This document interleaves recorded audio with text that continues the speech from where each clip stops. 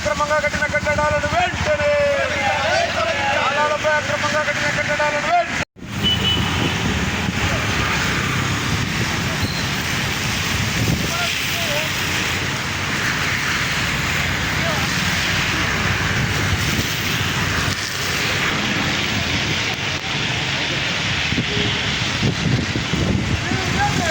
కాలనీలు మునిగిపోతే మీరు బాధ్యత వహిస్తారంటే మీరు చక్క జరుగుతాం.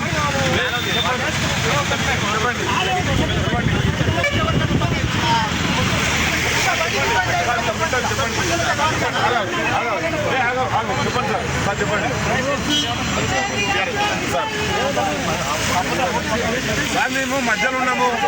బండి కట్టమన్నామా, పండుకున్నామా, ఇబ్బంది పెట్టినామా?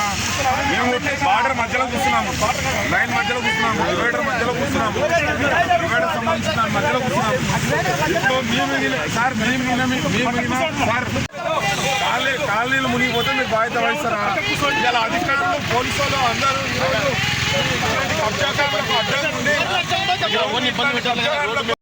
గురైందంటని చెప్పి భారీ వర్షాలు వస్తే లోతట్టు ప్రాంతాలు ఆ కాలనీవాసులన్నీ జలమయమవుతాయని చెప్పి భారతీయ జనతా పార్టీ నిరసన కార్యక్రమానికి పిలిపిస్తే వర్షాన్ని సైతం లెక్క చేయకుండా వచ్చినటువంటి భారతీయ జనతా పార్టీ శ్రేణులు, కార్యకర్తలు, నాయకులు, మా మహిళా సోదరిమణులు, ముఖ్యంగా పత్రికా విలేకరులు కూడా వర్షాన్ని సైతం లెక్క చేయకుండా వచ్చినందుకు మీ అందరికీ కూడా నమస్కారాలు తెలియజేస్తున్నాను.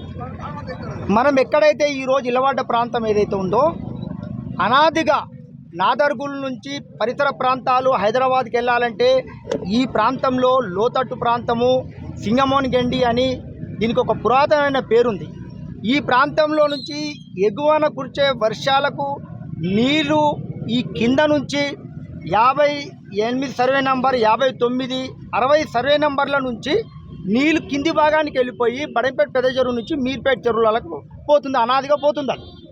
అయితే ఈ 60వ సర్వే నెంబర్ల మనకు ఎదుర్కొన్నటువంటి ఫంక్షన్ హాల్ నిర్మాణం జరిగింది.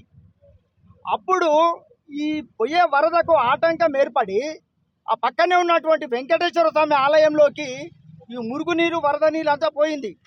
అప్పుడు సోదరులు సాక్షి పేపర్లో వచ్చింది, శివ కోనేరులోకి వరద నీరు. ఆ రోజు 2 సంవత్సరాల క్రితం వచ్చింది. ఆ తర్వాత మేము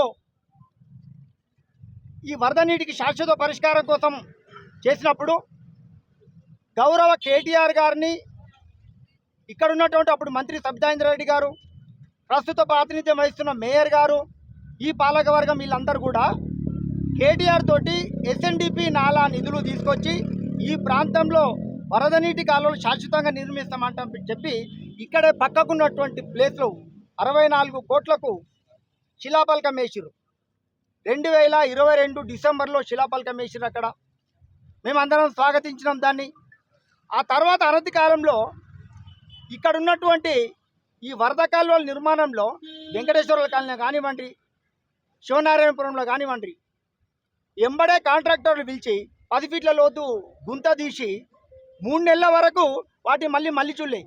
ఎందుకు అని అంటే ఏదైతే హెచ్ఎండిఏ ఈ వరద నీటి కాలువలకు 64 కోట్లు ఇచ్చిందో అందులో కార్పొరేషన్ కంట్రిబ్యూషన్ కంపల్సరీ ఉండాలంటని చెప్పి ఒక నిబంధన ఉంది. కాబట్టి ఆ విషయాన్ని సంబంధిత కౌన్సిల్లో మళ్ళీ మాట్లాడినప్పుడు ఇక్కడ ఉన్నటువంటి లోకల్ ఫండ్స్ తోటి 30%, మిగతా 69% ఏదైతే హెచ్ఎండిఏ నిధులు ఉన్నాయో అది అప్పు మాత్రమే, అది మనకు వచ్చే గ్రాంట్ కాదు. ఆ అప్పును మళ్ళీ మనం వడ్డీతో సహా మనం ఇచ్చే ట్యాక్సులు ఇవైతే ఏదైతుందో వాటితో వడ్డీతో సహా మరి తిరిగి చెల్లించే విధంగా అక్కడ మనకు 64 కోట్లు శాంక్షన్ అయింది. మనం అందరం కూడా స్వాగతించినాం. ఆ తర్వాత మళ్ళీ ఎవరైతే కాంట్రాక్టర్ ఉన్నాడో టెక్నికల్గా తీయకుండా అడ్వాన్స్గా 4-5 కాలనీలలో తీసి మొత్తం 10 ఫీట్ల గోతులు తీసి నెలల తరబడి ఉంటే వర్షాలు పడ్డప్పుడు ఆ ప్రాంతంలో ఉన్న ఒక 20 ఇండ్లు కూలిపోయే దిశకు వచ్చినాయి. అప్పుడు ఆ హృదయ విదారకరమైనటువంటి ఏదో ఘటన ఉందో 10 ఇండ్ల పొడుగుతా ఫీట్లు, సర్కస్ ఫీట్ల లేక ఒకిల్లు దాటి ఒకిల్లుకు వెళ్ళిన సందర్భాలు. ఈ యొక్క ఘటనను అన్ని పత్రికలు దాదాపు ఇక్కడ ఉన్నటువంటి అన్ని పత్రికలు కూడా ఆ రోజు స్పందించినాయి. దీన్ని వెంబడే పూర్తి చేయాలన్నటువంటి సంకల్పాన్ని ఆ రోజు అందరూ కూడా అన్ని పత్రికలు కూడా ముక్తకంఠంగా ఖండించినాయి. ఆ తర్వాత కొద్ది రోజులకు సంబంధిత మంత్రి గారు ఎస్ఎన్డిపి నాలాల నిర్మాణంతో ముంపు సమస్యకు శాశ్వతమైన పరిష్కారం చెక్కుందంటని చెప్పి మళ్ళీ ఒక యాక్షన్ ప్లాన్ చూపించిన విధంగా మీరు చూస్తున్నారు ఇక్కడ. ఇది 2 సంవత్సరాల క్రితం గౌరవ మంత్రి గారు ఆ రోజు మీర్పేటను బడంపేటను ఉద్దేశించి శాశ్వత సమస్య పరిష్కారం అవుతుందంట చెప్పారు. ఇప్పటికీ ఇంతవరకు అయినా కూడా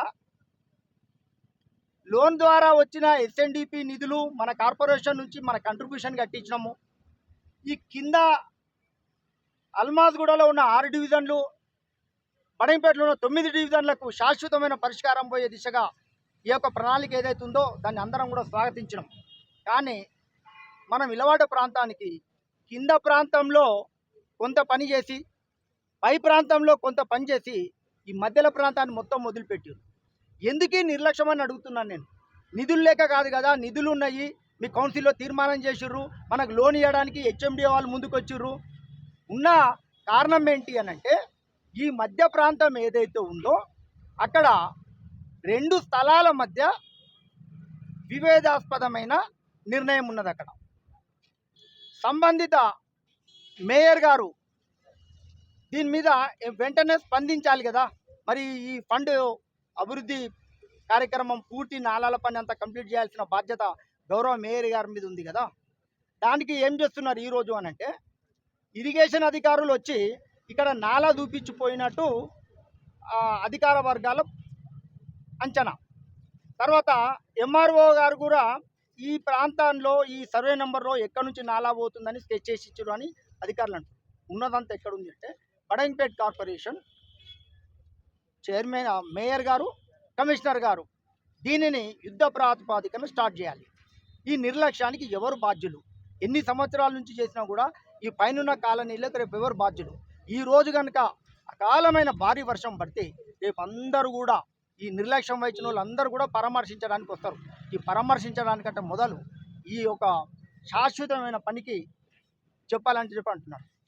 గౌరవ మేయర్ గారికి మీ ద్వారా నేను ఒక సూచన చేస్తున్నాను.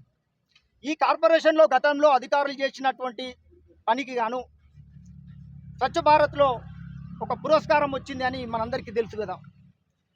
ఒక సంస్థకు పురస్కారం తీసుకున్నప్పుడు ఎట్లయితే నువ్వు ఆనందంగా వెళ్ళి స్టేజీల మీద పురస్కారాలు తీసుకున్నావో మరి జరగని పనులకు తిరస్కారాలు కూడా ఉంటాయి కదా. మరి జరగని పనులకు ఎవరు బాధ్యత వహించాలి? ప్రథమ పౌరాలు మేయర్ గారే బాధ్యత వహించాలి. ఒక 8 రోజులు టైం ఇస్తున్నారు.